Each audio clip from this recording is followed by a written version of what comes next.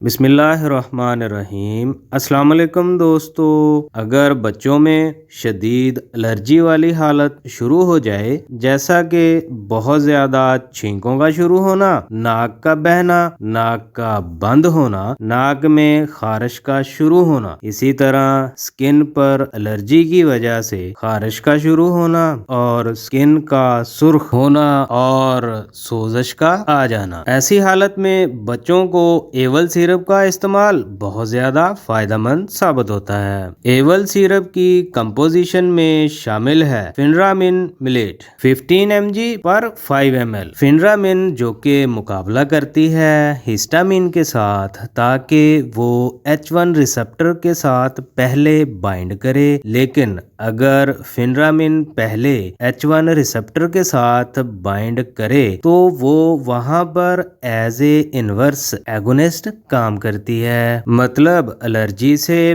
पैदा होने वाले असरात को कम कर देती है, जैसा कि खारिश का होना, सूजन वगैरह का पैदा होना। इसी तरह अगर हिस्टामिन H1 रिसेप्टर के साथ पहले बाइंड कर जाए तो एलर्जी पैदा होने वाले जो असरात हैं उनमें शिद्दत पैदा हो जाती है। बच्चों में एवल सिरप की राइट डोज क्या होगी, ये मैं आपको आज की वीडियो में बताऊंगा। मैं हूं आपका pharmacist doctor AH Mandal and welcome to my YouTube channel. जी तो दोस्तों, बच्चों में एवल सिरप की डोज होगी 0.3 mg पर kg हर 6 घंटे बाद। इसको मैं एक एग्जाम्पल से सिंप्लीफाई करूंगा। एक बच्चे का वजन 10 kg है तो उसकी डोज होगी 3 mg, मतलब एवल सिरप 1 cc हर 6 घंटे बाद। इसी तरह दोस्तों, अगर आप एवल सिरप और टैबलेट के साइड इफेक्ट जानना चाहते हैं तो मेरे सेकंड चैनल केयर साइड को